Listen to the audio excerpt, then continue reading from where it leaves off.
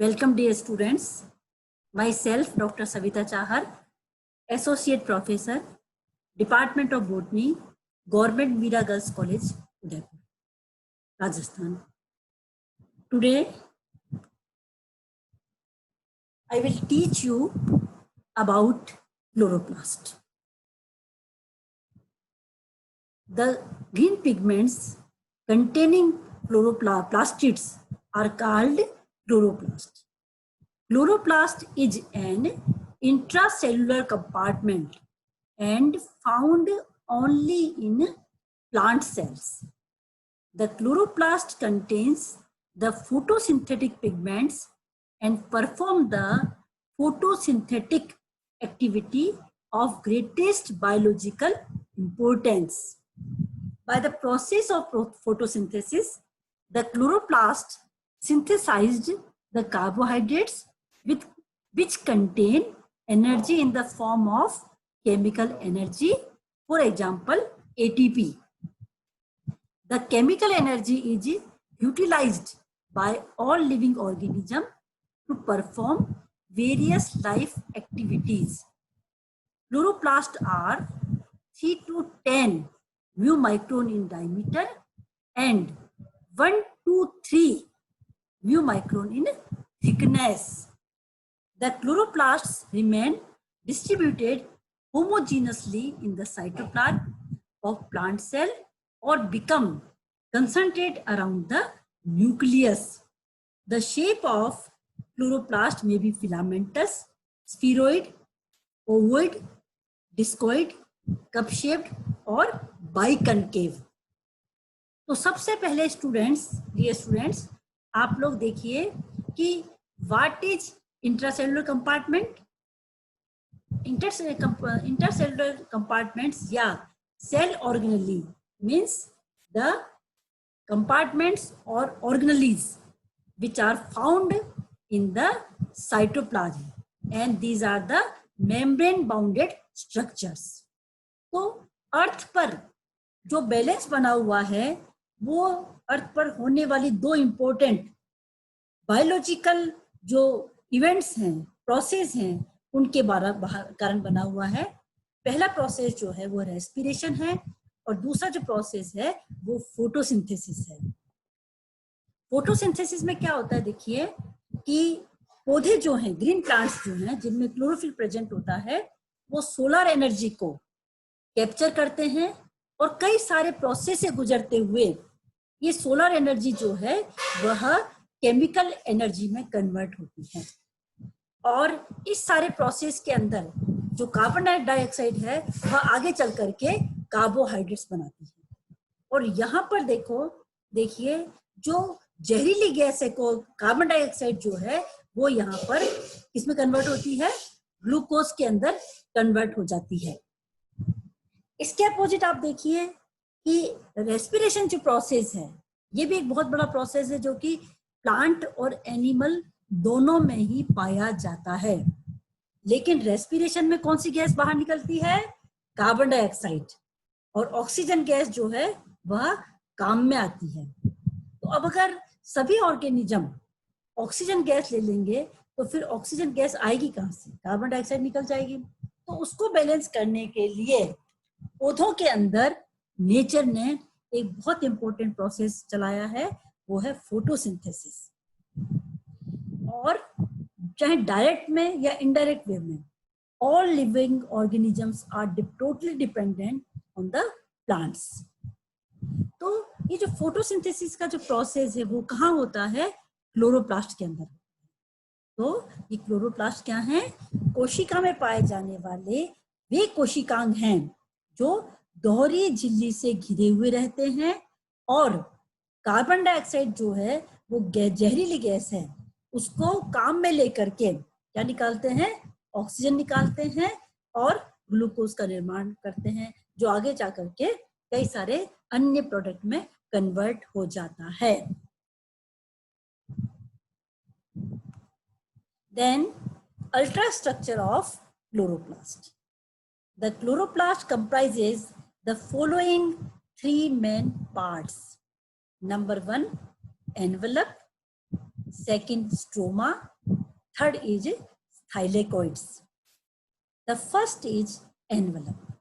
The chloroplast is bounded by an envelope which is made up of double membrane, the outer membrane and inner membrane. Each membrane is lipoproteinaceous in nature, जो कि हमने क्या देखा था, fluid mosaic model जो मैंने बताया था आप लोगों को प्लाज्मा मेम्ब्रेन के समय, वो वाली मेम्ब्रेन इसके चारों तरफ पाई जाती है. The outer membrane is permeable to variety of compounds. Permeable का मतलब क्या है कि आयंस को, कंपाउंड्स को अपने अंदर से बाहर या अंदर आने जाने देती है. But the inner membrane is selectively permeable and acts as a barrier. The envelope serves as a barrier that separates the cytosol from the interior region of chloroplast. The space between these two membranes is called intermembrane space. Then second important part of chloroplast is stroma or matrix. The space surrounded by the inner membrane is called stroma or matrix. The stroma is a gel-like fluid, contains about 50% of proteins of chloroplast. The stroma also contains enzymes of dark reaction, especially Rubisco, ribosomes and DNA molecules. The DNA molecules in chloroplast is called CP. CP किससे बना है? Chloroplast. cpDNA, both of which are involved in synthesis of structural protein.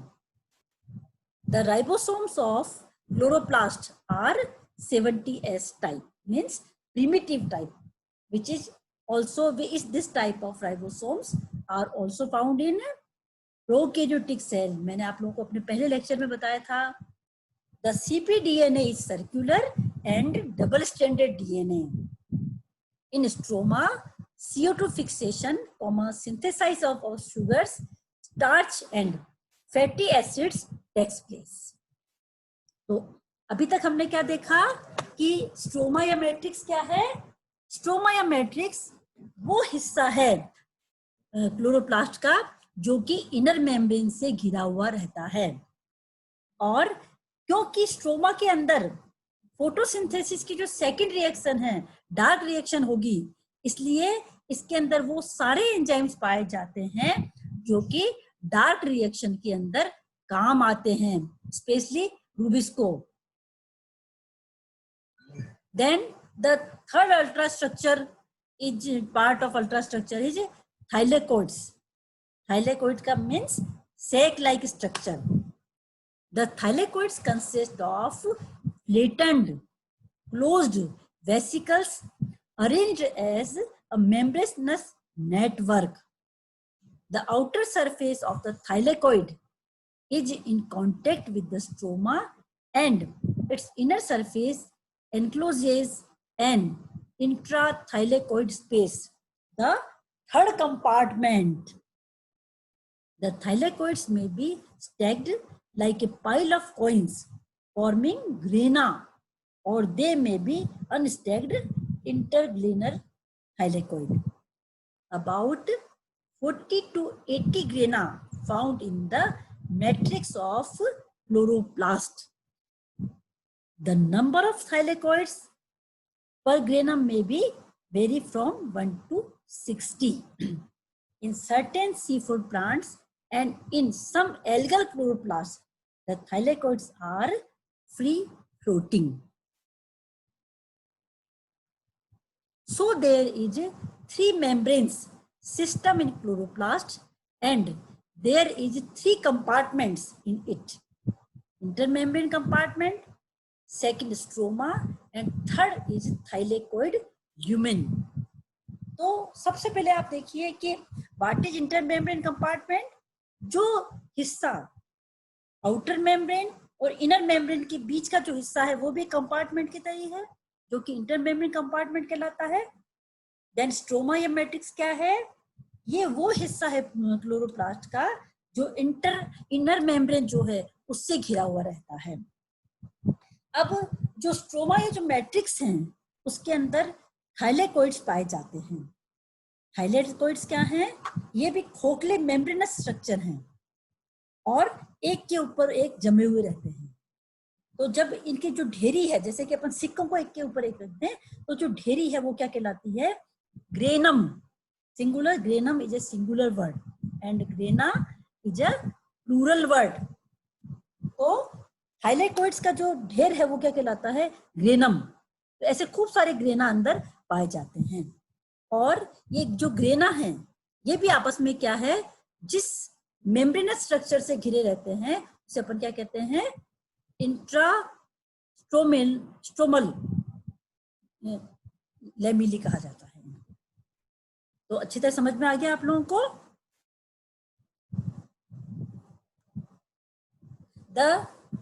In thylakoids, the light reaction of photosynthesis happens. तो देखिए, जो photosynthesis की अपन ने भी बात की, दो हिस्से होते हैं। पहला हिस्सा जो है it is called light reaction. Light reaction का मतलब है जो सूरज की रोशनी में होता है, जहां पर कि सोलर एनर्जी से एटीपी या NADPH2 का निर्माण होता है। वो रिएक्शन कहाँ होगी? थाइलेकोइड्स के अंदर होगी। अब थाइलेकोइड्स में क्यों होगी? क्योंकि थाइलेकोइड्स जो है ये भी मेम्ब्रेन है, लेमिली कहलाती हैं। इनके ऊपर फोटोसिंथेटिक पिगमेंट्स पाए जाते हैं, जैसे कि क्लोरोफिल है या एसेसरी फोटोसिंथेटिक से पिगमेंट्स जैसे जेंथोफिल्स है, कैरोटीन्स है, फाइकोबिलिन्स है। तो ये कहाँ पाए जाते हैं? थाइलेकोइड पर पाए जाते हैं। और क्योंकि ये जो सारे पिगमेंट्स हैं ये फोटोसिंथेसिस में कौन सी वाले का हिस्सा है? लाइट रिएक्शन का हिस्सा है। इसलिए लाइट रिएक्शन जो है वो कहाँ पर होगी?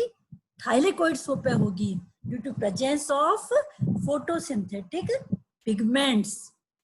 So in thylakoid, photosynthetic pigments like chlorophylls, xanthophylls, keratins and phycobilins are found embedded in a thylakoid's membrane are protein complexes including photosystem first and photosystem second and ATP synthetase which carry out the light reaction of photosynthesis.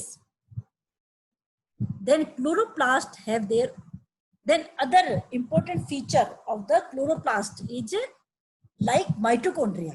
जिस तरह से मैंने previous class में मैं आपको बताया कि mitochondria के अंदर DNA पाया जाता है, उसी तरह से क्लोरोप्लास्ट के अंदर भी DNA पाया जाता है। तो द क्लोरोप्लास्ट स्ट्रोमा कहाँ पाया जाएगा? स्ट्रोमा ये जो मैट्रिक्स है उसमें। The chloroplast have their own DNA called chloroplast DNA और इन शॉर्ट cpDNA और प्लास्टोसोम। Its existence was first proven in 1962. The cpDNA or chloroplast DNA is circular and double-stranded DNA molecule of 100 to 200 kb size, containing 30 to 50 different RNA genes and a number of protein coding genes. Due to the presence of DNA in chloroplast, the chloroplast is called semi-autonomous body. क्या कहलाती है यह? Semi autonomous body कहलाती है।